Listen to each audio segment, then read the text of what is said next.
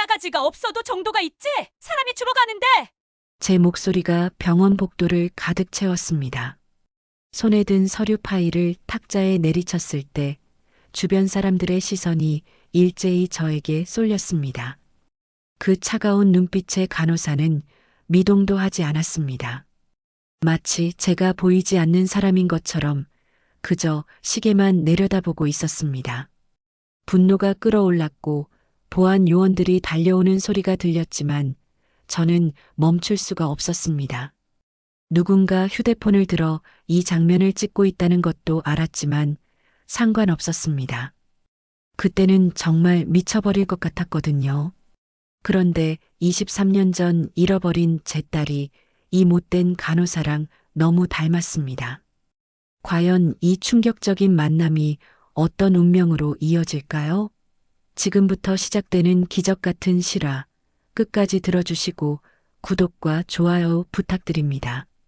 만수무강하세요. 병원 응급실 자동문이 열리는 순간 소독약 냄새가 콧속을 파고들었습니다. 저는 남편의 팔을 겨우 부여잡고 있었죠. 노철 씨의 얼굴은 이미 창백해져 있었고 입술은 파랗게 질려 있었어요. 가쁜 숨소리가 제 귓가에 거칠게 들려왔습니다. 조금만 참아요, 여보. 곧 의사 선생님이 봐주실 거예요. 제 목소리는 떨리고 있었습니다. 52년을 살아오면서 이렇게 무력감을 느낀 적이 있었을까요? 응급실 대기실은 환자들로 가득 차 있었고 저마다의 고통 소리가 뒤섞여 있었죠. 형광등 불빛이 유독 차갑게 느껴졌습니다. 접수 창구로 다가갔을 때 저는 이미 온몸이 땀으로 젖어 있었어요. 창구 안쪽에는 젊은 간호사가 앉아 있었습니다. 명찰에는 정다인이라고 적혀 있었죠. 28 많아야 30 정도로 보이는 그 간호사는 컴퓨터 화면만 보고 있었습니다. 저기, 제 남편이 지금 숨을 못 쉬어요. 빨리 좀 봐주세요. 제가 떨리는 손으로 창구 유리를 두드렸지만 다인 씨는 천천히 고개를 들었습니다. 무표정한 얼굴이었어요. 마치 제가 그저 수많은 보호자 중 한 명일 뿐이라는 듯한 눈빛이었죠. 보호자분, 다른 환자분들도 있습니다. 순서대로 처리해 드릴게요. 그 말투는 너무나 사무적이었습니다. 기계가 말하는 것처럼 감정이 없었어요. 저는 뒤를 돌아봤습니다. 남편은 대기실 의자에 겨우 몸을 기댄 채 헐떡이고 있었죠. 가슴을 움켜쥐고 있는 그의 손이 파르르 떨리고 있었습니다. 순서요? 지금 제 남편이 숨도 못 쉬어요. 제 목소리가 점점 커졌습니다. 주변 사람들의 시선이 느껴졌지만 그런 건 신경 쓸 겨를이 없었어요. 52년 인생에서 저는 늘 조용하고 참을성 있는 사람이었습니다. 하지만 지금 이 순간만큼은 달랐죠. 다인 씨는 여전히 무표정한 얼굴로 시계를 쳐다봤습니다. 오후 3시 43분.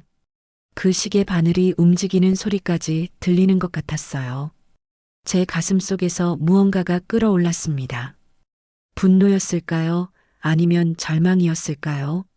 사람 목숨이 걸린 일인데 당신은 시계만 봐요? 제 손이 떨렸습니다. 접수 서류를 들고 있던 그 손이 저도 모르게 움직였어요. 탁! 서류 파일이 책상 위에 내리쳐졌습니다. 그 소리가 응급실 전체에 울려 퍼졌죠. 순간 정적이 흘렀습니다. 대기실에 있던 모든 사람들의 시선이 저에게 쏠렸어요. 어떤 사람은 휴대폰을 들어 올렸고 누군가는 수군거리기 시작했죠. 하지만 저는 멈출 수가 없었습니다. 다인 씨의 얼굴이 처음으로 변했어요. 눈썹이 살짝 올라갔고 입술이 일자로 굳어졌습니다. 그녀는 천천히 의자에서 일어났죠. 키가 꽤 컸습니다. 저를 내려다보는 그 눈빛이 차가웠어요. 보안 불러주세요. 다인 씨가 옆에 있던 다른 간호사에게 말했습니다. 목소리는 여전히 감정이 없었지만 어딘가 날카로운 기운이 느껴졌어요. 저는 그때 그녀의 눈을 똑바로 봤습니다.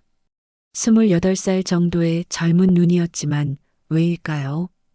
그 눈빛이 낯설게 익숙했습니다.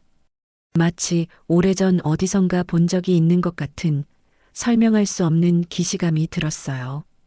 당신이 간호사예요? 환자 가족 마음을 이해 못해요? 제 목소리는 이제 울먹이고 있었습니다. 52년 인생에서 처음으로 공공장소에서 목소리를 높였고 처음으로 누군가와 이렇게 대치하고 있었죠. 보안 요원 2명이 다가왔습니다. 검은 제복을 입은 그들은 저를 양쪽에서 에워쌌어요. 하지만 저는 여전히 다인 씨를 바라보고 있었습니다. 그녀의 눈에는 어떤 감정도 없었어요. 마치 유리구슬 같았죠. 보호자님, 진정하시고 밖으로 나가주세요. 보안 요원 중 한 명이 제 팔을 잡았습니다. 그 순간 저는 뒤를 돌아봤어요. 남편은 여전히 의자에 앉아 있었지만 저를 바라보고 있었습니다. 실망한 듯한 그 눈빛이 제 가슴을 찔렀어요. 당신답지 않아. 노철 씨의 입술이 움직였습니다.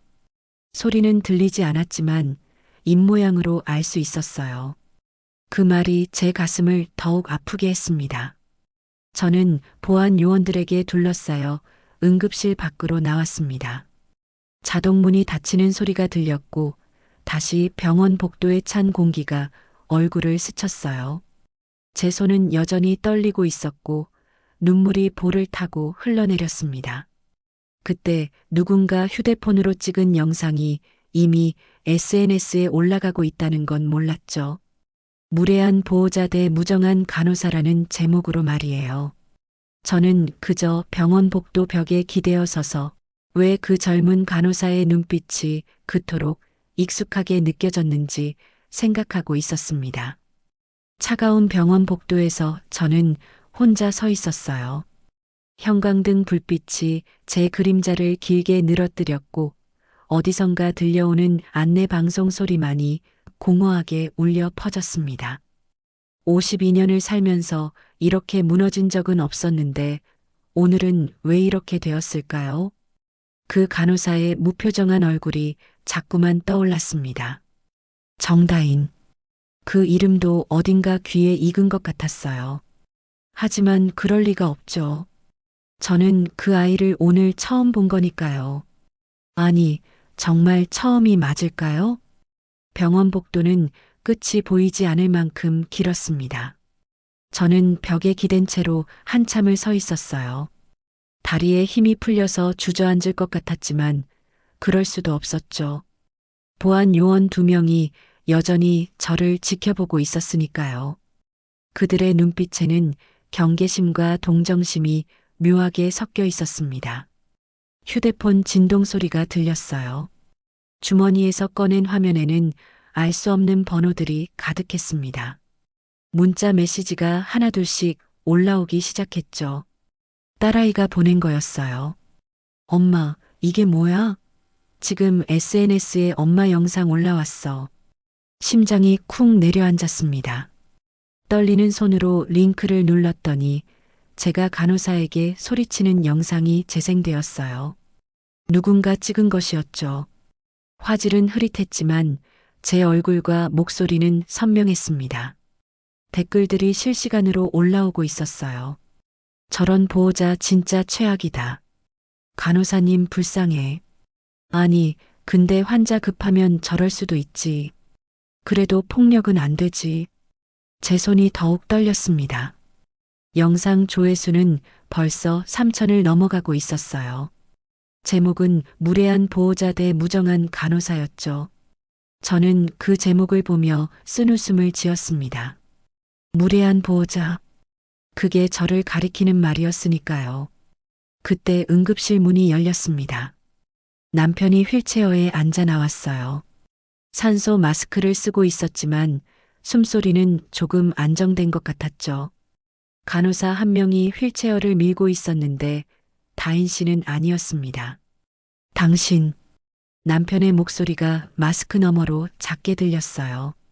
저는 급하게 다가갔지만 그의 표정은 굳어 있었습니다. 실망과 당황이 뒤섞인 그 눈빛이 제 마음을 아프게 했어요. 병실로 옮겨진 후 남편은 침대에 누워 천장을 바라봤습니다. 저는 그 옆에 앉아 있었죠. 병실은 6인실이었고 커튼으로 겨우 칸막이가 되어 있었어요. 옆 침대에서는 기침 소리가 계속 들렸고 복도에서는 간호사들의 발소리가 바쁘게 오갔습니다. 당신답지 않아. 왜 그런 행동을 한 거야? 남편이 드디어 입을 열었습니다. 산소 마스크를 벗은 그의 목소리는 여전히 거칠었어요. 저는 대답을 하려 했지만 무슨 말을 해야 할지 몰랐습니다. 왜 그랬을까요? 저도 제 자신이 이해가 안 되었으니까요. 그 아이의 눈빛이 너무 낯설게 익숙했어. 설명할 수가 없어.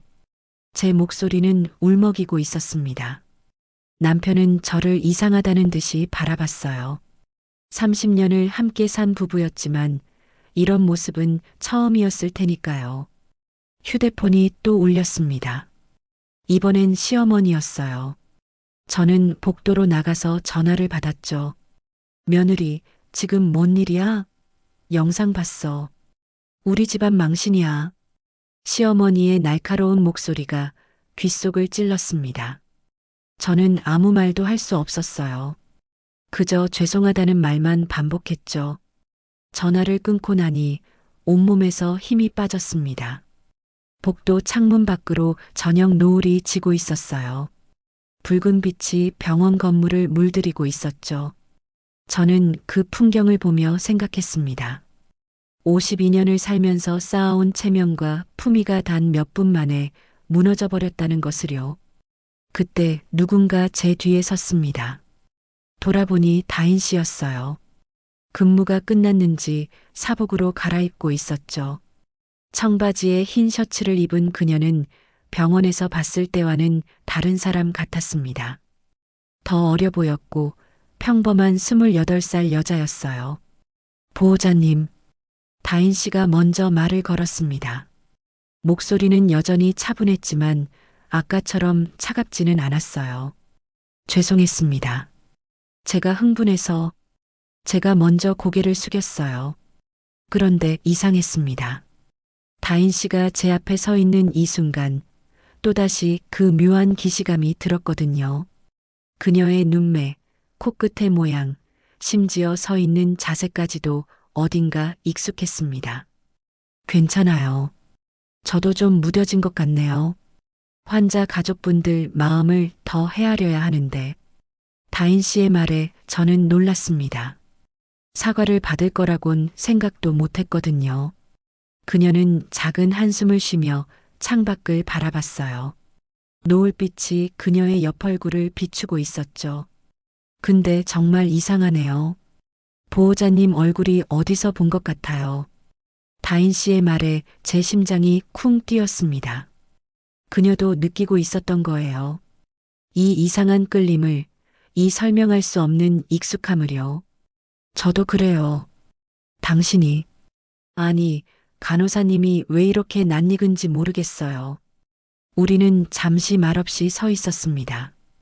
병원 복도의 형광등이 깜빡거렸고 어디선가 안내 방송이 흘러나왔어요. 저녁 면회 시간이 끝났다는 방송이었죠. 다인 씨가 먼저 자리를 떴습니다. 뒤돌아 걸어가는 그녀의 뒷모습을 보며 저는 또다시 가슴이 아려왔어요. 마치 오래전에 놓쳐버린 무언가를 다시 본 것 같은 느낌이었죠. 병실로 돌아왔을 때 남편은 잠들어 있었습니다. 저는 그의 옆에 앉아서 생각했어요. 오늘 일어난 모든 일들이 우연일까요? 아니면 운명이 준비한 만남일까요? 창밖은 완전히 어두워졌고 병원의 밤이 시작되었습니다. 저는 남편의 손을 잡고 있었지만 머릿속에는 자꾸만 다인 씨의 얼굴이 떠올랐어요. 그 차가우면서도 어딘가 슬퍼 보이는 눈빛이요. 그날 밤 저는 잠을 이룰 수가 없었습니다. 병실의 에어컨 소리, 심장 모니터의 비프음, 그리고 남편의 숨소리가 뒤섞여 들렸어요.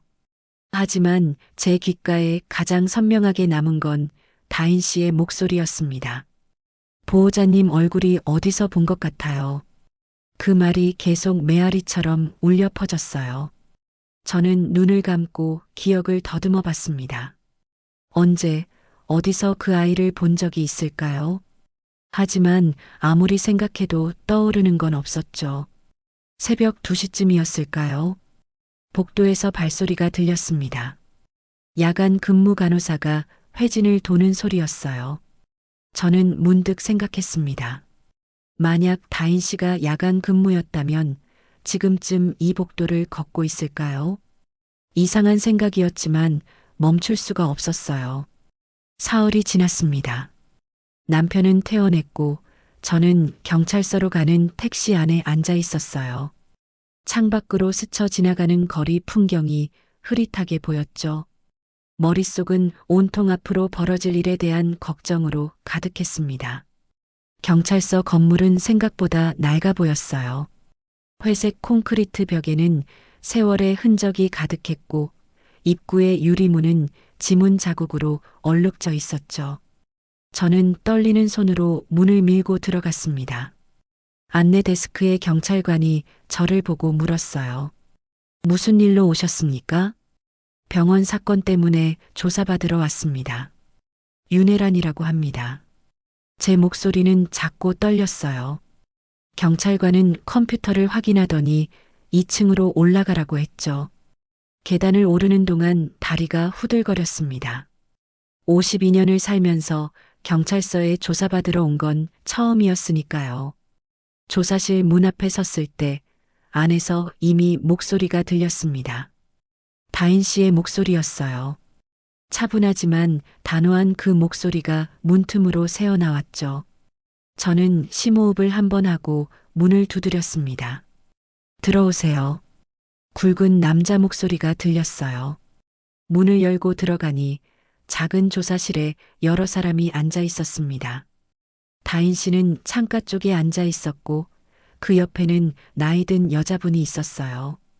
아마 그녀의 어머니인 것 같았죠. 중년 남자 한 명도 있었는데 아버지로 보였습니다. 책상 건너편에는 경찰관이 앉아 있었어요. 명찰에는 김태호라고 적혀 있었죠. 40대 중반쯤 되어 보이는 그는 피곤해 보였지만 눈빛은 날카로웠습니다. 앉으세요, 윤혜란 씨. 저는 다인 씨의 맞은편에 앉았습니다. 우리 사이의 거리는 불과 2미터 정도였지만 마치 깊은 골짜기가 놓인 것처럼 멀게 느껴졌어요. 다인 씨는 저를 똑바로 쳐다보지 않았습니다. 시선을 책상 위의 서류에 고정시킨 채였죠. 먼저 사건 경위부터 들어보겠습니다. 윤혜란 씨, 그날 왜 그런 행동을 하셨는지 설명해 주시겠습니까? 김태호 수사관의 질문에 저는 목을 가다듬었어요. 입이 바짝 말라 있었습니다. 남편이 갑자기 숨을 못 쉬어서 응급실에 갔습니다. 너무 급했는데 접수 과정이 느리게 느껴져서 흥분해서 그랬습니다. 죄송합니다. 제 목소리는 점점 작아졌어요. 고개를 숙인 채 마지막 말을 겨우 뱉어냈죠. 그때 다인 씨가 처음으로 입을 열었습니다. 사과로 끝낼 문제 아니에요. 저도 사람인데 모욕당했습니다. 그녀의 목소리는 차가웠지만 어딘가 상처받은 듯한 떨림이 있었어요. 저는 고개를 들어 그녀를 바라봤습니다. 다인 씨의 눈가가 살짝 붉어져 있는 걸 발견했죠. 그 모습에 제 가슴이 더욱 아팠습니다. 다인 씨의 어머니가 딸의 어깨를 토닥였어요. 그 손길이 따뜻해 보였습니다. 저는 문득 생각했어요. 나도 딸이 있다면 저렇게 감싸주고 싶을 텐데. 하지만 저에겐 그런 딸이 없었죠. 아니, 정확히는 있었지만 잃어버렸습니다. 김태호 수사관이 서류를 넘기며 말했어요. 일단 양측 진술을 다 들었습니다. 사건 당시의 CCTV 영상도 확보했고요. 필요한 경우 함께 보시죠. 모니터가 켜졌고 그날의 영상이 재생되기 시작했습니다. 저는 화면 속 제 모습을 보며 얼굴이 화끈거렸어요. 소리를 지르고 서류를 내리치는 그 모습이 정말 제가 맞나 싶었죠. 평생 조용히 살아온 저의 또 다른 얼굴이었습니다. 영상이 끝나자 조사실에는 무거운 침묵이 흘렀어요. 저는 더 이상 변명할 여지가 없었습니다. 명백한 증거 앞에서 할 수 있는 건 오직 사과뿐이었죠. 정말 죄송합니다. 제가 잘못했습니다. 저는 일어서서 다인 씨와 그녀의 부모님께 깊이 고개를 숙였어요. 허리를 구부린 채로 한참을 있었죠. 눈물이 흘러내렸지만 닦을 수도 없었습니다. 그때였어요. 제 가방이 의자에서 미끄러져 바닥에 떨어진 게 쿵 하는 소리와 함께 가방 안에 물건들이 쏟아져 나왔습니다. 립스틱, 손거울, 그리고 지갑까지요. 지갑이 열리면서 안에 있던 사진 한 장이 바닥에 떨어졌어요. 빛바랜 아기 사진이었습니다. 3살쯤 되어 보이는 여자아이가 환하게 웃고 있는 사진이었죠. 머리에는 분홍색 리본이 달려 있었고 볼에는 보조개가 패여 있었어요. 23년 전 제가 마지막으로 본 딸의 모습이었습니다. 다인 씨가 몸을 숙여 그 사진을 주었어요. 죄송합니다. 떨어져서요. 그녀가 사진을 건네려다가 갑자기 멈췄습니다. 얼굴이 굳어지더니 눈이 크게 떠졌어요. 사진을 든 손이 미세하게 떨리기 시작했죠. 그 모습을 보며 저도 이상한 예감이 들었습니다. 이 아이, 누구예요? 다인 씨의 목소리가 떨렸어요. 저는 사진을 받아들며 조용히 대답했습니다. 23년 전에 잃어버린 제 딸이에요. 병원 화재 때 그날 이후로 못 봤어요. 순간 조사실의 공기가 얼어붙었습니다. 다인 씨의 얼굴이 하얗게 질렸어요. 입술이 파르르 떨렸고 눈동자가 흔들렸죠. 화재요? 그녀의 목소리는 거의 들리지 않을 정도로 작았어요. 마치 오래된 기억을 더듬는 것처럼 아니면 잊고 있던 악몽을 떠올리는 것처럼 보였죠. 다인 씨의 어머니가 딸의 이상한 반응을 눈치채고 물었습니다. 다인아, 괜찮니? 왜 그래? 하지만 다인 씨는 대답하지 못했어요. 그저 사진을 뚫어지게 바라볼 뿐이었죠. 그녀의 눈에서 눈물이 한 방울 떨어졌습니다. 본인도 모르게 흐른 눈물인 것 같았어요. 저는 그 모습을 보며 가슴이 쿵쿵 뛰기 시작했습니다. 왜일까요? 왜 다인 씨가 제 딸 사진을 보고 저런 반응을 보이는 걸까요? 그리고 왜 저는 그녀를 처음 봤을 때부터 이상한 끌림을 느꼈을까요? 김태호 수사관도 뭔가 이상한 분위기를 감지했는지 우리를 번갈아 봤어요. 잠깐, 두 분이 서로 아는 사이신가요? 아니요, 처음 뵙는 거예요. 제가 대답했지만 목소리에는 확신이 없었습니다. 정말 처음일까요? 어쩌면 아주 오래전, 우리가 기억하지 못하는 시절에 만난 적이 있는 건 아닐까요? 다인 씨가 떨리는 손으로 사진을 테이블 위에 내려놓았어요. 그리고 자신의 가방에서 무언가를 꺼내기 시작했습니다. 낡은 수첩이었어요. 페이지를 넘기더니 그 안에 끼워둔 작은 사진 한 장을 꺼냈죠. 이건 제가 어릴 때 사진이에요. 입양되기 전에요. 다인 씨가 그 사진을 제 사진 옆에 놓았습니다. 순간 조사실에 있던 모든 사람이 숨을 멈췄어요. 두 사진 속 아이의 얼굴이 너무나 닮아 있었거든요. 아니, 닮은 정도가 아니라 거의 같은 아이처럼 보였습니다. 제 손이 떨리기 시작했어요. 이건 우연이 아니었습니다. 운명이 우리를 다시 만나게 한 거였어요. 경찰서 조사실의 형광등이 머리 위에서 윙윙거리는 소리가 들렸습니다. 그 차가운 불빛 아래 저는 가방을 무릎 위에 올려놓고 앉아 있었어요.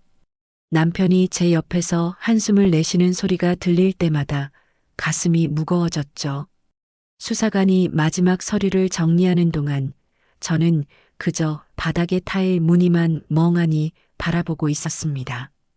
다인이라는 간호사는 저 맞은편에 앉아 있었어요. 25살이라고 했던가요? 아직 어린 나이인데도 눈빛만큼은 너무나 단단해 보였습니다.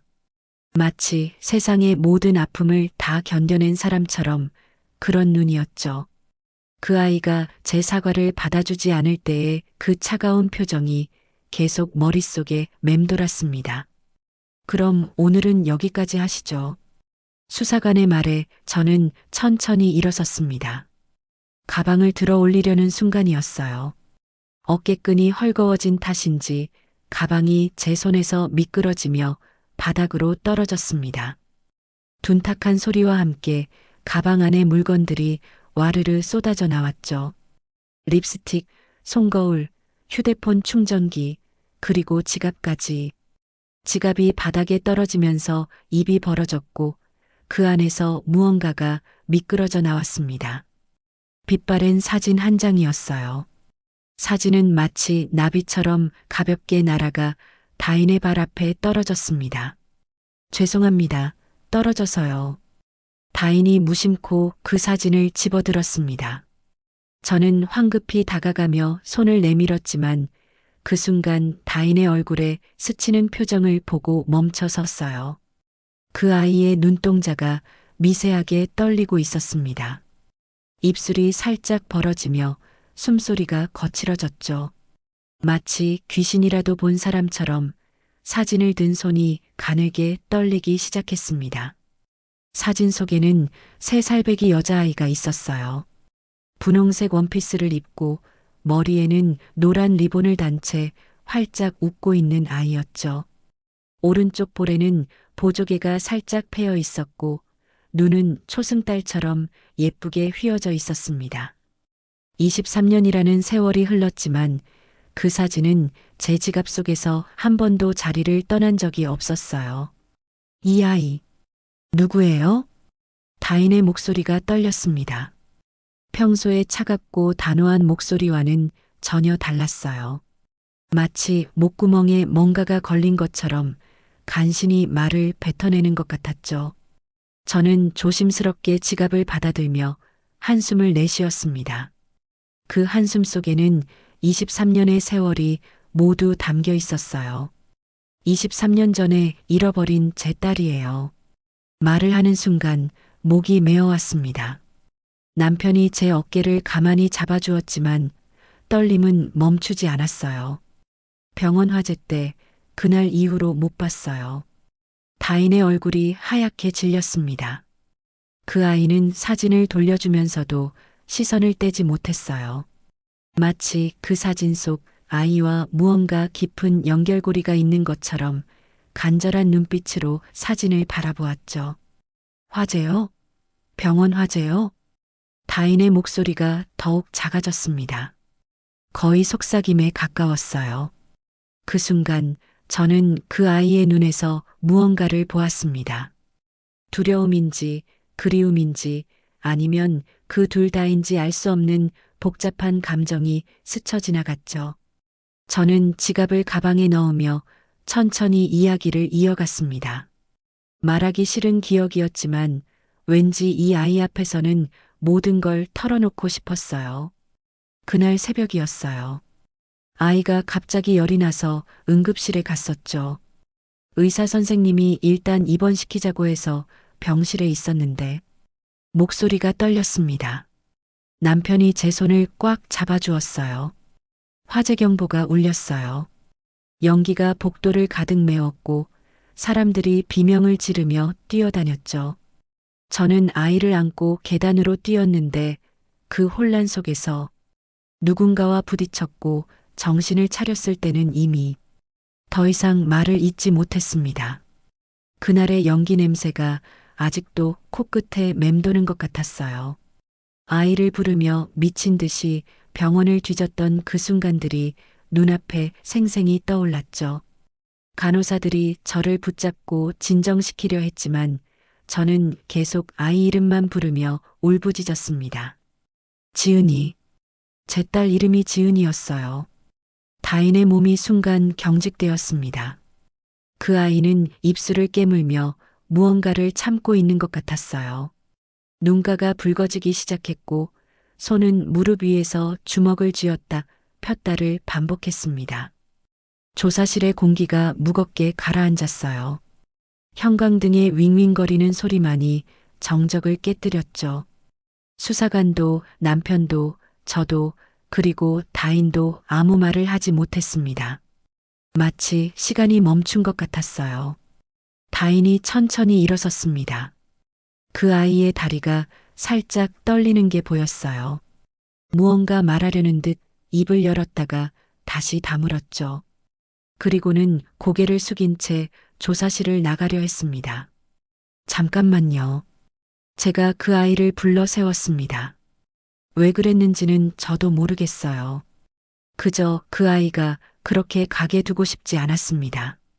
다인이 돌아봤을 때 그 눈에는 눈물이 가득 고여 있었어요. 혹시 그 화재 때문에 다친 건가요? 아까 손목의 상처. 다인은 무의식적으로 왼쪽 손목을 오른손으로 감쌌습니다. 긴 소매 아래로 살짝 보였던 화상 흉터를 가리듯이요. 네. 어릴 때 큰 화재가 있었다고 들었어요. 저는 기억이 안 나지만 그 말을 듣는 순간 제 심장이 쿵 하고 내려앉았습니다. 설마 하는 생각이 머릿속을 가득 채웠어요. 23년 전 그 병원, 그 화재, 그리고 잃어버린 제 딸, 그리고 지금 제 앞에 서 있는 이 아이. 다인의 손목을 다시 바라보았습니다. 그 상처의 위치, 모양, 크기까지도 제가 마지막으로 안았던 지은이의 손목에 있던 상처와 너무나 닮아 있었어요. 그날 뜨거운 문고리를 잡았다가 베었던 그 자리였죠. 그 상처, 정확히 어디서 났는지 기억나요? 다인이 고개를 저었습니다. 양부모님이 그러시는데 병원에서 저를 발견했을 때 이미 있었다고. 화재 때 입은 상처라고만 들었어요. 양부모님이라는 말에 또 한 번 가슴이 철렁했습니다. 이 아이가 입양되었다는 건가요? 그럼 정말로. 저는 떨리는 손으로 가방에서 지갑을 다시 꺼냈습니다. 사진을 한 번 더 보고 싶었어요. 그리고 다인의 얼굴과 번갈아 보았죠. 세월이 흘러 얼굴은 많이 변했지만 그 눈매며 코의 모양이며 특히 웃을 때 생기는 보조개의 위치까지. 엄마, 이제 가요. 다인이 뒤에서 누군가를 부르는 소리에 고개를 돌렸습니다.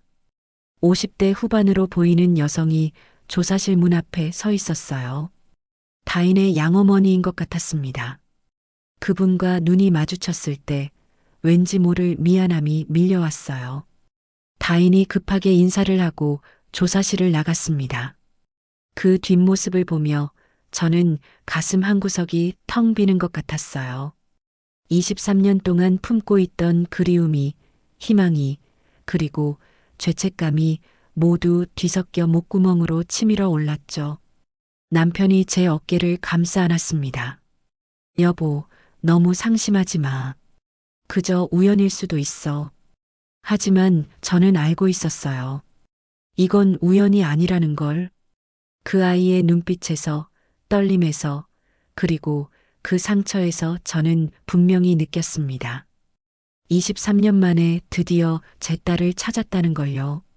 조사실을 나오면서 복도 창문 너머로 다인이 양어머니와 함께 차를 타는 모습이 보였습니다. 저는 그 차가 시야에서 사라질 때까지 그 자리에 서 있었어요. 눈물이 흘러내렸지만 닦지 않았습니다. 이 눈물은 슬픔의 눈물이 아니라 희망의 눈물이었으니까요. 경찰서에서의 그 일이 있고 나서 며칠이 흘렀습니다. 저는 매일 밤 잠들기 전에 지갑 속 사진을 꺼내 보았어요. 빛바랜 사진 속 지은이의 얼굴과 다인이라는 간호사의 얼굴이 자꾸만 겹쳐 보였죠. 그 아이가 사진을 보며 보였던 그 떨림, 그 놀란 눈빛이 계속해서 머릿속에 맴돌았습니다. 남편은 제가 너무 집착한다며 걱정했지만 저는 멈출 수가 없었어요. 23년이라는 시간 동안 단 하루도 잊은 적 없는 제 아이를 어쩌면 다시 찾을 수 있을지도 모른다는 희망이 가슴속에서 불타올랐으니까요. 그날도 저는 남편의 병원 진료를 위해 그 병원을 찾았습니다. 사실 다른 병원으로 옮기자는 남편의 제안도 있었지만 저는 거절했어요. 그 아이를 다시 만나고 싶었거든요. 아니, 반드시 만나야만 했습니다. 병원 로비는 여전히 사람들로 붐볐어요. 환자복을 입은 사람들, 보호자들, 그리고 바쁘게 오가는 의료진들. 그 속에서 저는 다인을 찾았습니다. 하지만 쉽게 보이지 않았어요. 남편이 진료를 받는 동안 저는 병원 복도를 천천히 걸었습니다. 혹시나 하는 마음으로요. 3시간째 병원 카페테리아에 앉아 있을 때였습니다. 커피잔을 들고 있던 제 손이 멈췄어요. 복도 저편에서 다인이 걸어오고 있었거든요. 흰 가운을 입고 차트를 들고 다른 간호사와 이야기를 나누며 걸어오는 모습이 보였습니다. 저는 망설였어요. 그 아이에게 다가가야 할지 아니면 그냥 모른 척해야 할지. 지난번 경찰서에서의 일도 있었고 무엇보다 제가 그 아이에게 상처를 준 사람이었으니까요. 하지만 발걸음은 이미 그 아이를 향해 움직이고 있었습니다. 다인이 저를 발견한 건 제가 5걸음쯤 남겨두었을 때였어요. 그 아이의 표정이 순간 굳어졌습니다. 함께 있던 동료 간호사가 무언가 물었지만 다인은 대답하지 않고 저를 바라보기만 했죠. 그 눈빛에는 경계심과 함께 묘한 그리움 같은 것이 섞여 있었습니다. 안녕하세요. 제가 먼저 인사했습니다. 목소리가 떨리지 않으려고 애썼지만 쉽지 않았어요.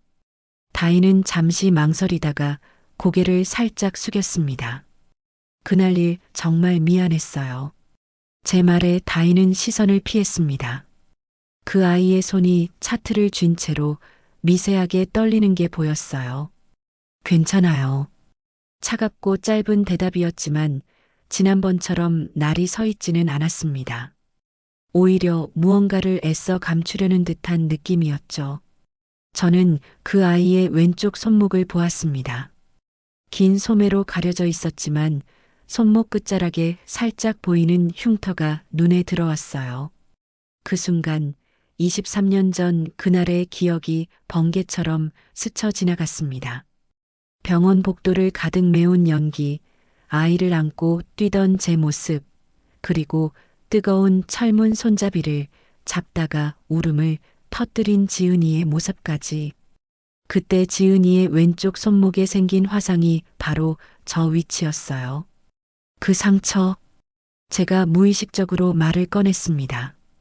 다인이 놀란 듯 소매를 더 아래로 내렸어요. 화재 때문인가요? 다인이 고개를 끄덕였습니다. 그 아이의 눈동자가 흔들렸어요. 무언가를 묻고 싶어 하는 듯 했지만 입을 열지는 못했죠. 저도 마찬가지였습니다. 묻고 싶은 것이 산더미 같았지만 어디서부터 어떻게 시작해야 할지 몰랐어요. 어릴 때 큰 화재가 있었다고 들었어요. 다인이 조용히 말했습니다. 목소리가 평소보다 더 작았어요. 마치 비밀을 털어놓듯이 조심스러웠죠. 기억은 안 나지만 양부모님이 그러시더라고요. 병원에서 구조됐다고. 양부모님. 그 단어가 제 가슴을 후벼 팠습니다. 이 아이가 정말 제 딸이라면 23년 동안 다른 사람의 딸로 살아왔다는 거잖아요. 제가 지켜주지 못한 시간들, 함께하지 못한 추억들이 가슴을 짓눌렀습니다. 저는 떨리는 손으로 가방을 뒤적였어요. 지갑을 꺼내 사진을 다시 한번 꺼내 보았습니다. 다인의 시선이 자연스럽게 사진으로 향했죠. 그 아이의 눈가가 붉어지기 시작했습니다. 이 아이 손목에도 상처가 있었어요. 왼쪽 손목, 정확히 당신과 같은 위치에. 말을 하다가 목이 메었습니다. 다인은 사진을 물끄러미 바라보았어요. 그 아이의 눈에서 눈물 한 방울이 흘러내렸습니다. 급하게 손등으로 닦았지만 저는 이미 보고 말았죠. 주변을 지나가던 사람들이 우리를 힐끔거렸지만 저는 신경 쓰지 않았습니다. 지금 이 순간 제 눈앞에는 오직 다인만 보였으니까요. 23년 전 잃어버린 제 딸일지도 모르는 이 아이만이요. 혹시 다인이 입을 열었다가 다시 다물었습니다. 무언가를 묻고 싶어 했지만 용기가 나지 않는 듯 했어요. 저는 기다렸습니다. 그 아이가 스스로 말할 때까지요. 혹시 그 아이의 이름이 뭐였나요? 지은이요. 윤지은. 대답하는 순간 다인의 몸이 미세하게 떨렸습니다. 그 아이는 복도 벽에 기대며 깊은 숨을 내쉬었어요. 마치 오래 참았던 숨을 토해내듯이요. 저는 3살 이전의 기억이 전혀 없어요. 양부모님은 제가 너무 어려서 그렇다고 하시는데 다인의 목소리가 떨렸습니다. 가끔 꿈을 꿔요. 누군가 저를 안고 뛰는 꿈. 연기 속에서 제 이름을 부르는 목소리가 들리는 꿈. 그 말을 듣는 순간 제 다리에 힘이 풀렸습니다. 복도 의자에 주저앉았어요. 다인이 놀라서 다가왔지만 저는 손사래를 쳤습니다. 괜찮아요. 그냥 잠깐 어지러워서. 사실은 어지러운 게 아니었어요. 너무나 선명하게 떠오르는 그날의 기억 때문이었죠. 연기 속에서 지은이를 안고 뛰며 계속해서 이름을 불렀던 제 목소리. 그 아이가 꿈에서 들었다는 그 목소리가 바로 제 목소리였을지도 모른다는 생각에 가슴이 미어졌습니다. 죄송해요. 이상한 얘기를 해서. 다인이 뒤로 물러서려 했습니다. 저는 급하게 그 아이의 손을 잡았어요. 차갑고 가느다란 손이었습니다. 그 순간 이상한 느낌이 들었어요. 처음 잡아보는 손인데도 너무나 익숙한 느낌. 마치 오래전부터 알고 있던 손처럼요. 다인도 놀란 듯 했지만 손을 빼지는 않았습니다. 우리는 그렇게 잠시 동안 서로의 손을 잡고 있었어요. 말없이 그저 서로의 온기를 느끼며. 다인 선생님, 응급실에서 찾아요. 멀리서 누군가 다인을 부르는 소리가 들렸습니다. 다인이 아쉬운 듯 손을 뺐어요. 가봐야 해요. 네, 그러세요. 다인이 몇 걸음 걸어가다가 뒤를 돌아봤습니다. 다음에 또 뵐 수 있을까요? 그 말에 저는 눈물이 날 것 같았습니다. 간신히 미소를 지으며 고개를 끄덕였어요. 그럼요. 언제든지요. 다인이 작게 미소 지으며 복도 저편으로 사라졌습니다. 저는 그 뒷모습을 오래도록 바라보았어요. 25살이 된 지은이의 뒷모습일지도 모르는 그 모습을요. 남편이 진료를 마치고 나왔을 때 저는 아직도 복도 의자에 앉아 있었습니다. 눈은 이미 울어서 퉁퉁 부어 있었죠. 무슨 일이야? 왜 울어? 남편이 놀라서 물었지만 저는 고개만 저었습니다. 아직은 말할 때가 아니었어요. 확실해질 때까지는요. 하지만 가슴 깊은 곳에서는 이미 알고 있었습니다. 다인이 제 딸 지은이라는 것을요. 그날 이후로 저는 잠을 제대로 잘 수가 없었습니다. 천장을 보며 뒤척이다가 새벽 3시가 되면 어김없이 일어나 부엌으로 갔어요. 차가운 물 한 잔을 마시며 창밖을 바라보았죠. 어둠 속에서 희미하게 빛나는 가로등불이 마치 23년 전 그 병원의 비상등처럼 보였습니다. 남편은 제가 너무 예민해진다며 걱정했지만 저는 멈출 수가 없었어요. 다인이라는 아이가 정말 제 딸일 수도 있다는 생각이 머릿속을 떠나지 않았거든요. 그 아이의 손목에 있던 화상 자국, 꿈에서 들었다는 목소리, 그리고 사진을 보며 흘렸던 눈물까지 모든 것이 너무나 일치했습니다. 어느 날 오전 경찰서에서 전화가 왔습니다. 그날 사건을 담당했던 김태호 수사관이었어요. 목소리가 조심스러웠죠. 혹시 시간 되시면 경찰서로 한번 와주실 수 있을까요? 보여드릴 게 있습니다.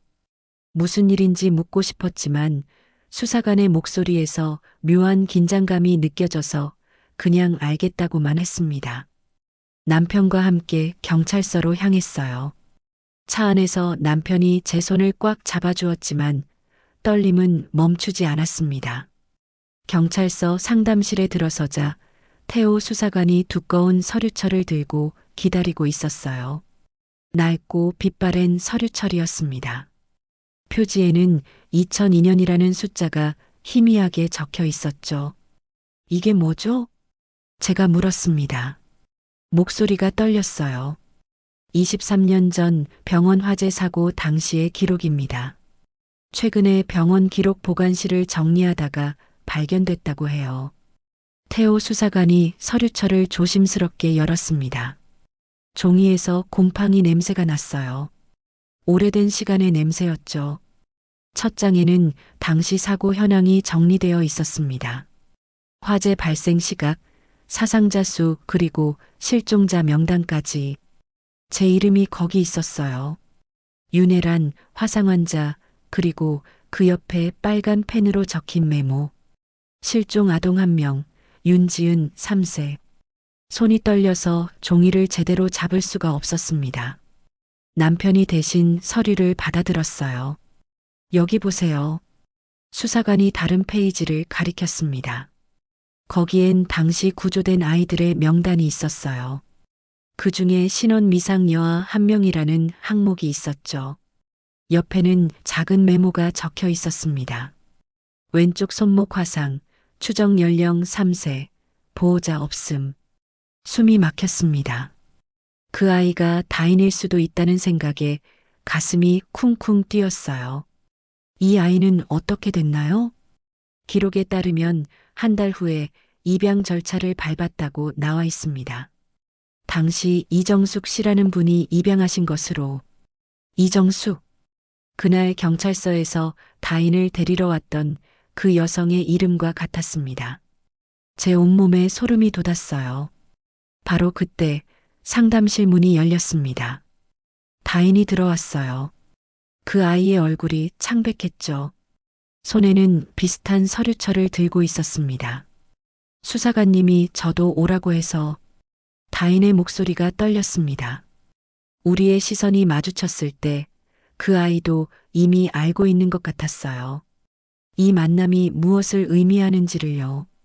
다인이 들고 온 서류는 입양 기록이었습니다.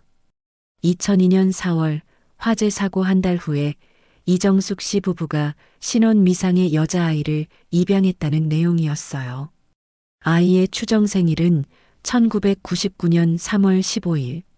제 딸 지은이의 생일과 정확히 같았습니다. 다인이 서류를 내려놓으며 깊은 한숨을 내쉬었어요.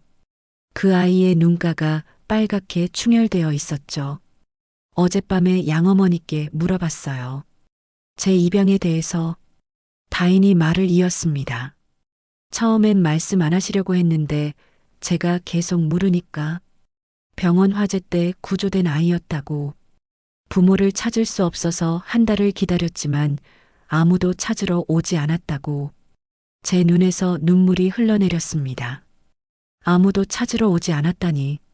저는 그때 병원에서 혼수 상태였어요. 깨어났을 때는 이미 한 달이 훌쩍 지난 후였죠. 의사들은 제가 살아난 게 기적이라고 했습니다. 하지만 제게는 지은이를 잃은 것이 지옥이었어요. 저는 한 달 동안 혼수 상태였어요. 깨어나자마자 아이를 찾았지만 이미 말을 잇지 못했습니다. 목이 메어서요. 다인이 조심스럽게 다가와 제 옆에 앉았습니다. 그 아이도 울고 있었어요. 서류를 더 넘겨보니 작은 사진 한 장이 끼워져 있었습니다. 화재 직후 찍힌 현장 사진이었어요. 그을린 병원 복도, 깨진 유리창, 그리고 구조대원들의 모습이 보였죠. 그중 한 구석에 작은 물건 하나가 보였습니다. 바닥에 떨어진 아기 팔찌였어요. 다인이 사진을 가까이 끌어당겨 봤습니다. 팔찌를 확대한 부분에 희미하게 글씨가 보였어요. 지은이라는 세 글자가요. 지은. 다인이 그 이름을 읽었습니다. 낯선 이름인데도 이상하게 따뜻하게 느껴진다고 했었죠. 이제 그 이유를 알 것 같았어요. 그건 원래 그 아이의 이름이었으니까요. 수사관이 조용히 말했습니다. DNA 검사를 받아보시는 게 어떨까요? 확실하게 확인할 수 있을 겁니다. 저와 다인은 동시에 고개를 끄덕였습니다. 더 이상 망설일 이유가 없었어요. 아니, 오히려 하루라도 빨리 확인하고 싶었죠. 23년 동안 기다려온 진실을 이제야 마주할 수 있을 것 같았으니까요. 병원 기록을 다시 한번 살펴보던 중 한 가지 더 발견한 게 있었습니다. 당시 담당 간호사의 진술서였어요. 거기에는 이렇게 적혀 있었죠. 화재 현장에서 한 여성이 아이 이름을 미친 듯이 부르며 뛰어다녔다. 지은아, 지은아 하고 계속 울부짖었다. 그녀는 결국 연기를 너무 많이 마셔 쓰러졌고 중환자실로 옮겨졌다. 그 진술서를 읽으며 저는 또다시 눈물을 흘렸습니다. 그때의 절박함, 공포, 그리고 절망이 다시 밀려왔어요. 다인이 제 손을 살며시 잡았습니다. 이번엔 제가 먼저 잡았던 때와 달리 다인이 먼저였어요. 괜찮아요. 이제 찾았잖아요. 그 말에 저는 흐느껴 울었습니다. 23년 만에 처음으로 희망이라는 것을 느꼈어요. 비록 아직 확실하지는 않지만 마음은 이미 알고 있었습니다. 이 아이가 제 딸이라는 것을요. 경찰서를 나오면서 다인이 물었습니다. 그런데 만약 정말 제가 그분의 딸이라면 엄마라고 불러도 될까요? 그 순간 제 가슴이 터질 것 같았습니다. 23년 동안 듣고 싶었던 그 한마디. 엄마. 눈물이 또 흘러내렸지만 이번엔 기쁨의 눈물이었어요. 그날 밤은 유독 길게 느껴졌습니다. 병원 기록을 확인한 후로 저는 집에 돌아와서도 계속 서류를 들여다보았어요. 희미하게 찍힌 아기 팔찌의 사진, 거기 적힌 지은이라는 이름을 수십 번도 더 보았죠. 남편은 제 옆에서 조용히 앉아 있었습니다. 말은 하지 않았지만 그의 손이 제 어깨를 감싸고 있었어요. 11시가 넘어서야 전화벨이 울렸습니다. 이렇게 늦은 시간에 누가 전화를 하나 싶어 화면을 보니 다인이었어요. 떨리는 손으로 전화를 받았습니다. 여보세요? 죄송해요. 너무 늦은 시간인데. 다인의 목소리가 평소보다 더 작고 떨렸습니다. 무언가 울먹이는 것 같기도 했어요. 아니에요. 괜찮아요. 무슨 일이에요? 전화 너머로 다인이 깊게 숨을 들이쉬는 소리가 들렸습니다. 그 아이가 무언가를 꺼내려고 망설이는 게 느껴졌어요. 엄마한테, 아니, 양어머니께 물어봤어요. 제가 처음 집에 왔을 때 가지고 있던 물건이 있냐고. 저는 숨을 멈췄습니다. 심장이 너무 빨리 뛰어서 귀에서 쿵쿵거리는 소리가 들렸어요. 그랬더니 낡은 상자 하나를 주셨어요. 제가 처음 왔을 때 손에 꽉 쥐고 있던 거라고. 다인의 말이 잠시 멈췄습니다. 전화기 너머로 뭔가 부스럭거리는 소리가 들렸어요. 상자를 여는 소리 같았죠. 목걸이가 하나 있어요. 하트 모양의 펜던트가 달린. 순간 제 온몸에 전율이 흘렀습니다. 하트 모양 펜던트. 제가 직접 만들어서 지은이에게 걸어준 그 목걸이. 23년 전 지은이의 세 번째 생일에 선물했던 바로 그것이었어요. 펜던트 뒤에 뭔가 새겨져 있어요? 제가 떨리는 목소리로 물었습니다. 다인이 잠시 침묵했다가 대답했어요. 네. 사랑이라고 적혀 있어요. 전화기가 손에서 미끄러질 뻔했습니다. 남편이 놀라서 저를 붙잡았어요. 눈물이 주르륵 흘러내렸지만 닦을 생각도 하지 못했죠. 사랑. 제가 직접 조각칼로 한 글자 한 글자 새겼던 그 글씨였습니다. 그거 제가 만든 거예요. 목소리가 갈라졌습니다. 지은이 3살 생일에 만들어준 거예요. 은으로 만든 목걸이에 제가 직접 글씨를 새겼어요. 전화 너머에서 다인이 흐느끼는 소리가 들렸습니다. 그 아이도 이제 확신하는 것 같았어요. 우리가 23년 만에 다시 만난 모녀라는 것을요. 다음 날 아침 저는 다인과 만나기로 약속했습니다. 남편과 함께 약속 장소인 공원으로 갔어요. 봄날의 따스한 햇살이 비치는 오전이었죠. 벚꽃이 막 피기 시작한 나무 아래에서 다인이 기다리고 있었습니다. 그 아이의 손에는 작은 벨벳 상자가 들려 있었어요. 다인이 조심스럽게 상자를 열자 그 안에서 은빛 목걸이가 반짝였습니다. 세월이 지나 변색되긴 했지만 분명히 제가 만든 그 목걸이였어요. 저는 떨리는 손으로 목걸이를 집어들었습니다. 차가운 금속의 감촉이 손끝에 전해졌죠. 펜던트를 뒤집어 보니 제가 새긴 사랑이라는 글씨가 선명하게 보였어요. 삐뚤빼뚤한 글씨였지만 그때의 제 마음이 고스란히 담겨 있었습니다. 이거 만들 때가 기억나요. 제가 목걸이를 어루만지며 말했습니다. 은공방에 가서 하루 종일 만들었어요. 선생님이 도와주셨지만 글씨는 제가 직접 새기고 싶었거든요. 손가락에 상처가 날 정도로 열심히 했죠. 다인이 제 손을 바라봤습니다. 오른손 검지에 희미하게 남은 흉터를 발견한 것 같았어요. 그때 조각칼에 베인 자국이 아직도 남아 있었거든요. 엄마가 이걸 제 목에 걸어주면서 뭐라고 했는지 기억나요? 다인이 물었습니다. 그 아이의 눈이 간절했어요. 23년의 공백을 메우고 싶어 하는 눈빛이었죠. 저는 잠시 눈을 감았습니다. 그날의 기억이 선명하게 떠올랐어요. 병원에 가기 전날 밤 열이 오르기 시작한 지은이를 안고 있던 그 순간이요. 지은아, 이건 엄마의 마음이야. 엄마가 너를 얼마나 사랑하는지 잊지 말라고 만든 거야. 절대 잃어버리면 안 돼. 제가 그때 했던 말을 그대로 전했습니다. 다인의 눈에서 눈물이 뚝뚝 떨어졌어요. 그 말이, 꿈에서 들었던 그 목소리, 다인이 흐느끼며 말했습니다. 연기 속에서 저를 안고 뛰던 사람이 계속 그렇게 말했어요. 절대 잃어버리면 안 된다고, 엄마의 마음이라고. 저도 울음을 참을 수 없었습니다. 그 혼란스러운 화재 현장에서도 저는 계속 그 말을 되뇌었던 것 같아요. 지은이가 목걸이를 잃어버릴까봐, 엄마의 마음을 잊을까봐 무의식 중에 계속 말했던 거죠. 다인이 목걸이를 들어 제 목에 걸어주었습니다. 23년 만에 목걸이가 제게 돌아온 것이었어요. 아니, 목걸이와 함께 제 딸도 돌아온 거였죠. 이제 엄마가 가지고 계세요. 저는 이미 엄마의 마음을 충분히 받았으니까요. 그 말에 저는 다인을 꼭 안았습니다. 그 아이의 어깨가 제 어깨보다 높았어요. 언제 이렇게 컸을까요? 제가 놓쳐버린 23년의 세월이 그 아이의 키에, 목소리에, 손의 크기에 고스란히 담겨 있었습니다.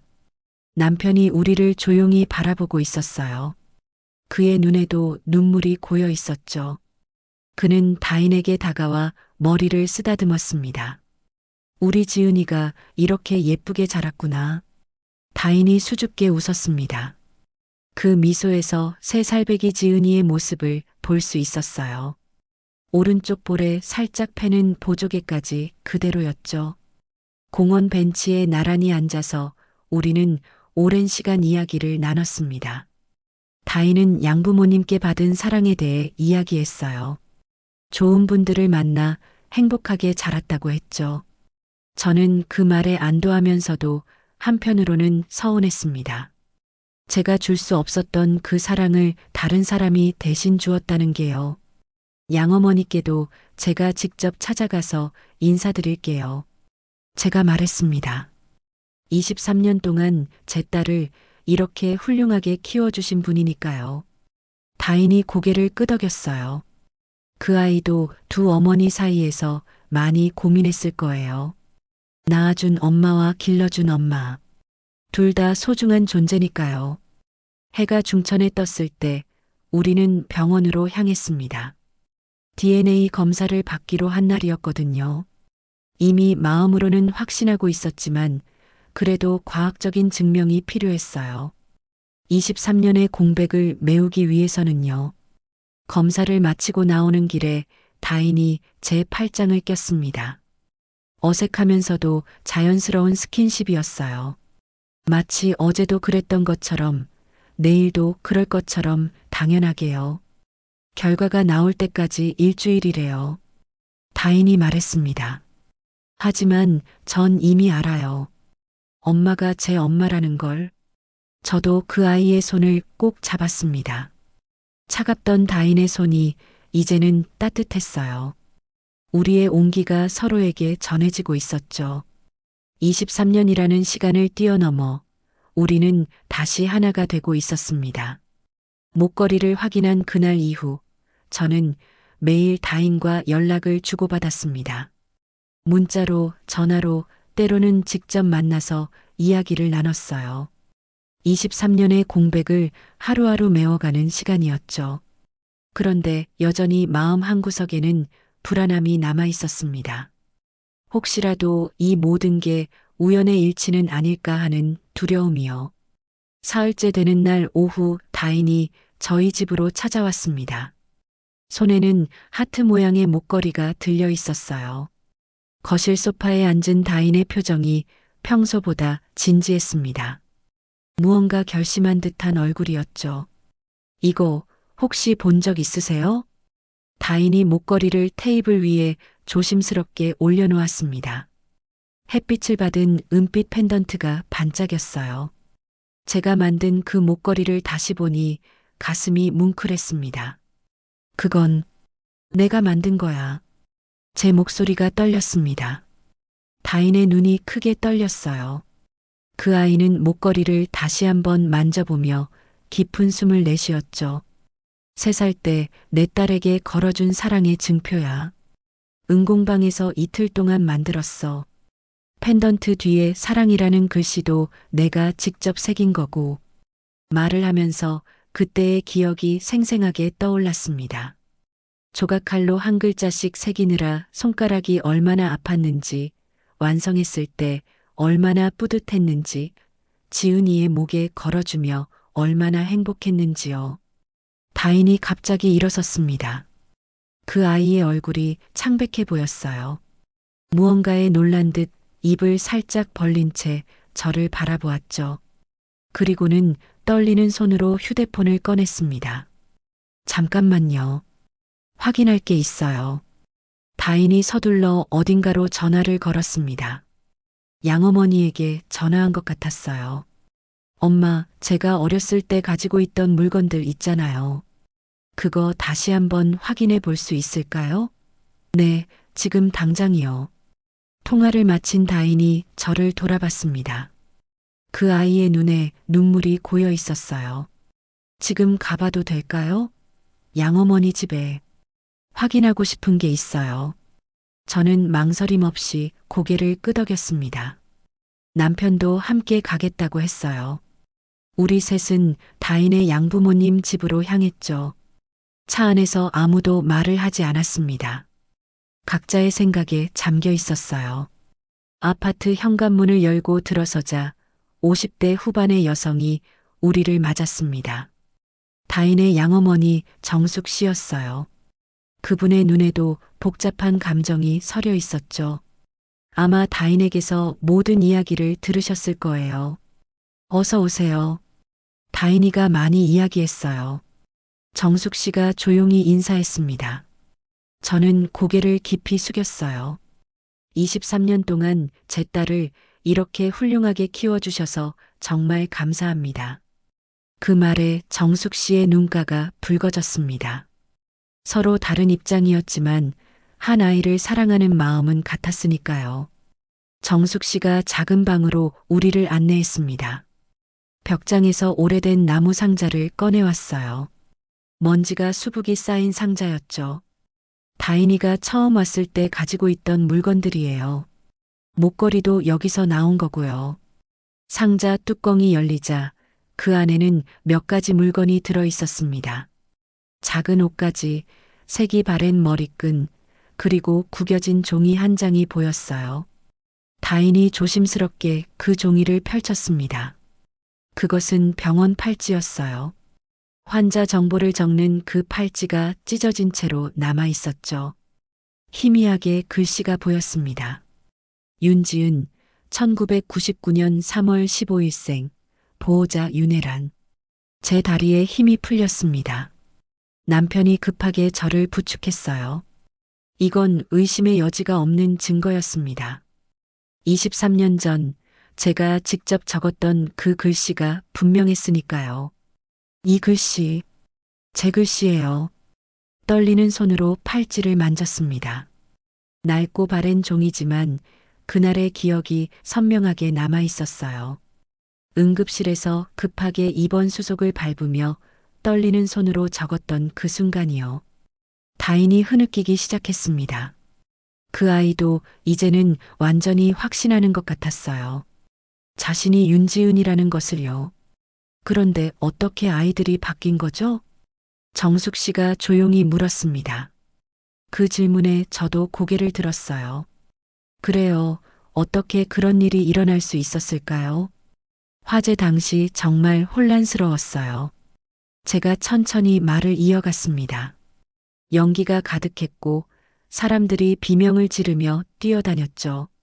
저도 지은이를 안고 계단으로 뛰었는데 누군가와 세게 부딪혔어요. 그때 정신을 잃었고 깨어났을 땐 이미 말을 마치지 못했습니다. 그때의 공포와 절망이 다시 밀려왔으니까요. 다인이 제 손을 꼭 잡았어요. 저도 양부모님께 들었어요. 병원 로비에서 혼자 울고 있던 저를 발견하셨다고. 주변에 보호자는 없고 아이만 덩그러니 있었다고요. 퍼즐 조각이 하나씩 맞춰지고 있었습니다. 화재의 혼란 속에서 아이들이 뒤바뀐 것이었어요. 누군가의 실수였을 수도 아니면 피치 못할 상황이었을 수도 있겠죠. 이제 와서 누구를 탓할 수도 없는 일이었습니다. 정숙 씨가 또 다른 것을 꺼냈습니다. 작은 액자였어요. 그 안에는 3살쯤 된 다인의 사진이 있었죠. 아니, 이제는 지은이라고 불러야 할 제 딸의 사진이었습니다. 입양하고 얼마 안 돼서 찍은 사진이에요. 사진 속 아이는 수줍게 웃고 있었습니다. 오른쪽 볼의 보조개가 선명했어요. 제가 가지고 있던 사진과 너무나 닮아 있었죠. 아니, 같은 아이였으니 당연한 일이었습니다. 확인하자. 지금이라도. 제가 다인을 바라보며 말했습니다. DNA 검사로 확실하게 확인하자. 더 이상 의심하지 않도록. 다인이 고개를 끄덕였습니다. 그 아이의 눈에는 두려움과 기대가 동시에 담겨 있었어요. 23년 만에 친부모를 찾게 될지도 모른다는 기대와 그동안 살아온 삶이 뒤바뀔지도 모른다는 두려움이요.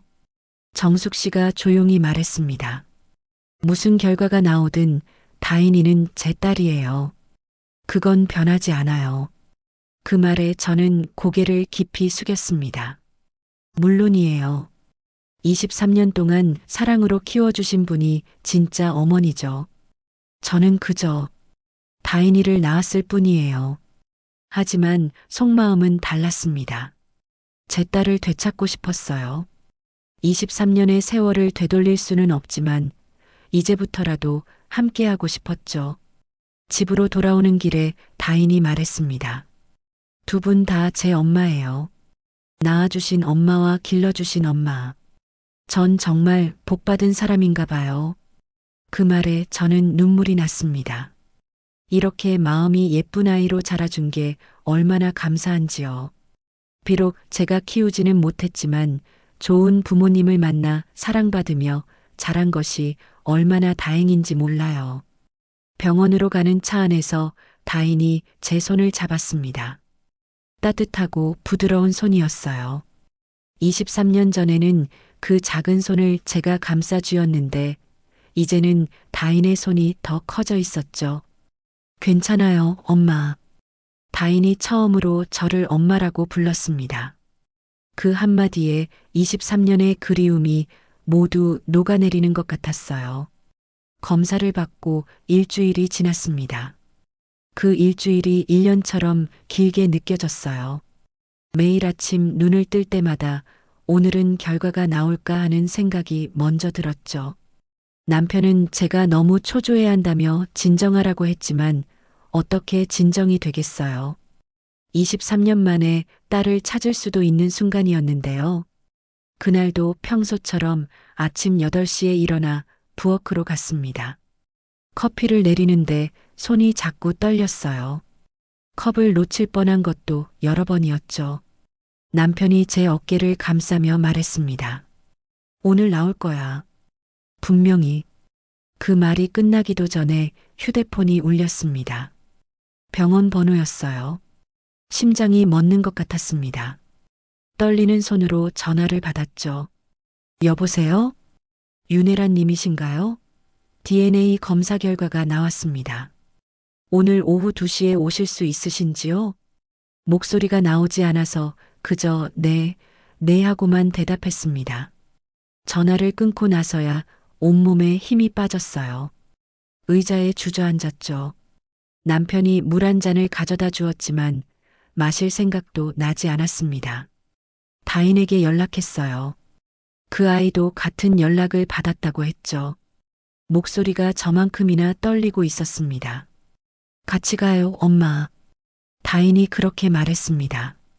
이미 엄마라고 부르는 게 자연스러워진 것 같았어요.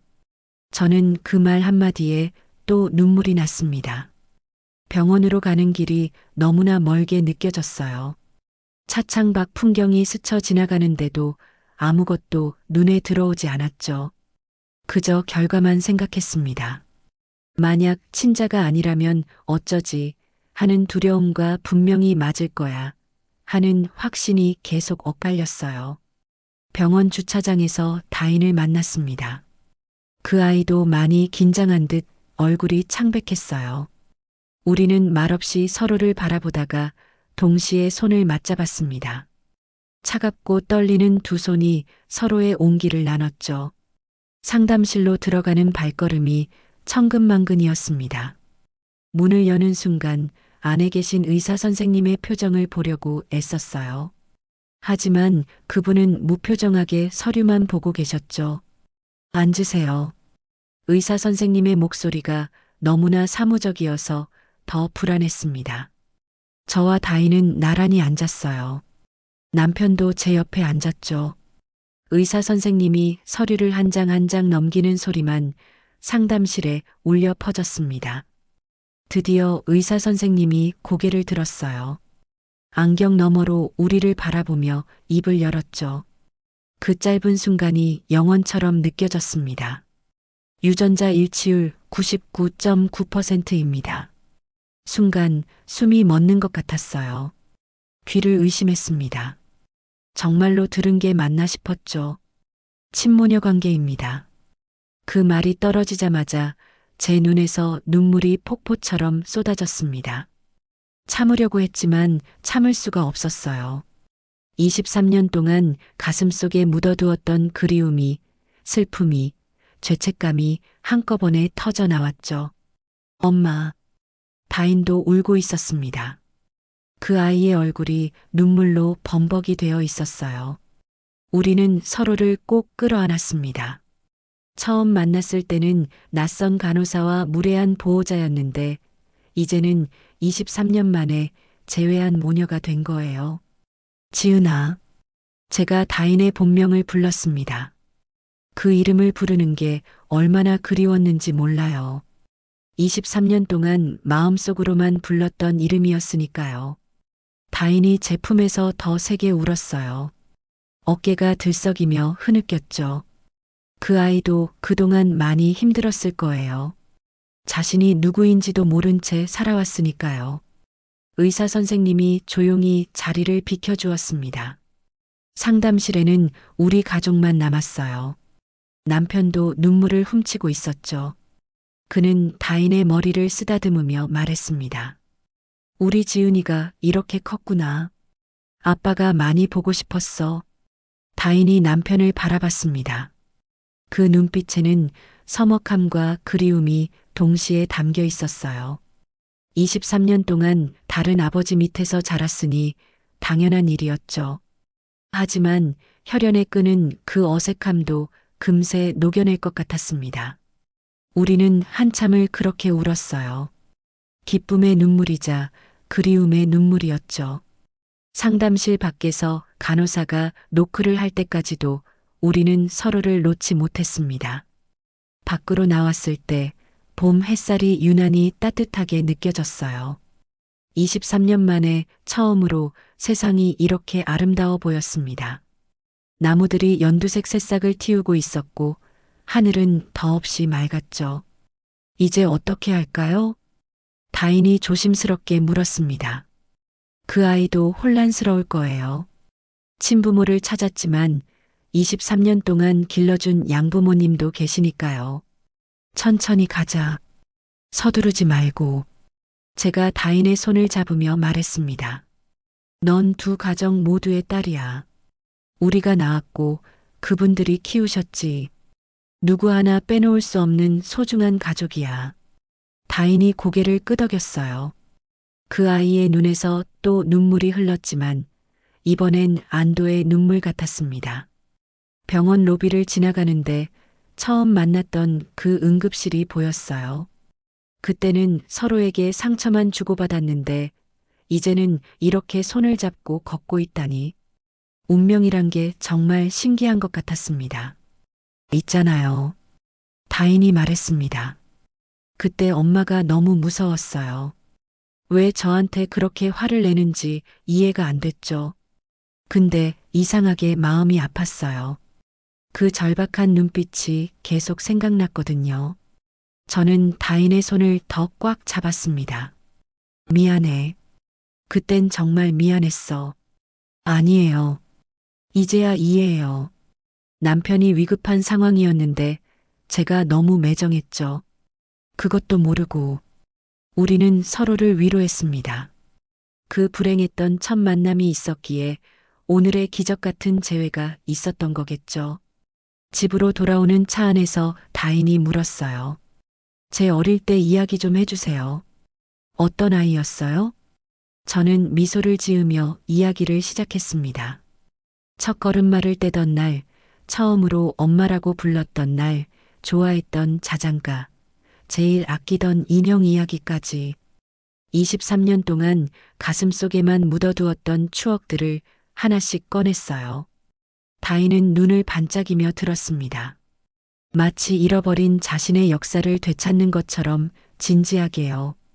가끔은 웃기도 하고 때로는 눈물을 글썽이기도 했죠. 해가 저물 무렵 우리는 집에 도착했습니다. 현관문을 열고 들어서는 다인을 보며 생각했어요. 23년 전 이 집을 나갔던 새 살배기 지은이가 드디어 집으로 돌아왔다고.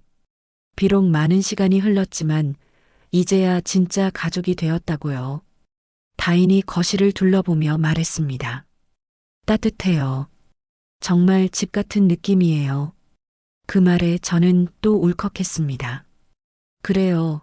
이제 이곳은 다인의 집이기도 했으니까요. 23년 만에 돌아온 우리 딸의 집이었습니다. DNA 검사 결과가 나온 지 6개월이 지났습니다. 계절은 다시 봄이 되어 있었어요. 병원 로비는 여전히 사람들로 붐볐지만 이제 그곳은 제게 더 이상 차갑고 무서운 곳이 아니었습니다. 오히려 기적이 시작된 곳, 제 딸을 다시 만난 축복의 장소가 되었죠. 오늘도 저는 병원 봉사활동을 하러 왔습니다. 노란색 봉사조끼를 입고 환자분들께 꽃다발을 나눠드리는 일이었어요. 처음엔 다인이 일하는 곳에서 봉사하는 게 어색했지만 이제는 자연스러워졌습니다. 로비 한쪽에서 다인의 모습이 보였어요. 흰 가운을 입고 환자 차트를 넘기며 밝게 웃고 있는 모습이 참 아름다웠습니다. 그 미소가 얼마나 따뜻한지 환자분도 덩달아 웃음을 지었죠. 제 딸이 이렇게 훌륭한 간호사가 되어 있다는 게 새삼 자랑스러웠어요. 다인이 고개를 들어 저를 발견했습니다. 눈이 마주치자 더 환하게 웃었어요. 손을 살짝 흔들어 인사를 했죠. 그 작은 손짓 하나에도 사랑이 가득 담겨 있었습니다. 오늘은 내가 제일 예뻐 보인다. 제가 다가가며 말했습니다. 다인이 수줍게 웃으며 대답했어요. 엄마, 이제야 마음이 편해요. 그 말에 저도 고개를 끄덕였습니다. 정말 그랬어요. 23년 동안 가슴을 짓누르던 무거운 돌덩이가 사라진 것 같았죠. 창밖으로 봄 햇살이 비쳐 들어왔습니다. 따스한 빛이 우리 두 사람의 손등을 감쌌어요. 마치 누군가가 우리의 재회를 축복해 주는 것 같았죠. 다인이 제 손을 살며시 잡았습니다. 이제는 익숙해진 그 손의 온기가 여전히 감동적이었어요. 지난 6개월 동안 많은 일이 있었습니다. 다인의 양부모님과도 여러 번 만났어요. 처음엔 서로 어색했지만 이제는 한 아이를 함께 사랑하는 특별한 인연이 되었죠. 정숙 씨는 여전히 다인을 딸처럼 아끼셨고 저도 그분께 감사한 마음뿐이었습니다. 다인은 두 집을 오가며 생활했어요. 주말엔 저희 집에서, 평일엔 양부모님 댁에서 지냈죠. 복잡할 수도 있는 상황이었지만 다인은 현명하게 균형을 잡아갔습니다. 두 가정 모두에게 사랑받는 딸이 되어가고 있었어요. 잠깐 저 환자분께도 꽃 드려야 해요. 다인이 병실 쪽을 가리켰습니다. 저는 꽃바구니를 들고 다인과 함께 걸었어요. 복도를 나란히 걸으며 생각했습니다. 이 평범한 일상이 얼마나 소중한지를요. 병실 앞에서 다인이 말했습니다. 엄마 있잖아요. 가끔 이게 꿈인가 싶어요. 너무 행복해서요. 저도 같은 마음이었습니다. 잃어버렸던 딸을 되찾은 기적, 그것도 이렇게 멋진 어른으로 성장한 모습으로 만난 것이 여전히 믿기지 않았어요. 창밖에 벚꽃나무가 만개했습니다. 바람에 흩날리는 꽃잎들이 마치 축복의 눈처럼 내렸어요. 23년 전 그 봄날, 저는 딸을 잃었습니다. 하지만 이제 새로운 봄날에 다시 만났어요. 잃어버린 시간은 돌아오지 않지만 그래도 괜찮았습니다. 앞으로 함께할 시간이 더 많으니까요. 사랑은 결국 우리를 다시 만나게 했고 그것만으로도 충분히 감사했습니다. 봄날의 따스한 햇살처럼 우리의 마음도 이제는 따뜻하기만 했습니다. 23년이라는 긴 세월을 돌고 돌아 우리는 다시 만났습니다. 처음엔 병원 응급실에서 상처를 주고받았지만 그 아픔조차도 우리를 이어주는 운명의 실이었나 봅니다. 이제 저는 알게 되었어요. 진짜 기적은 잃어버린 것을 되찾는 게 아니라 서로를 다시 사랑할 수 있는 마음을 찾는 것이라는 거요. 봄날은 다시 오고 우리의 사랑도 그렇게 계속될 겁니다.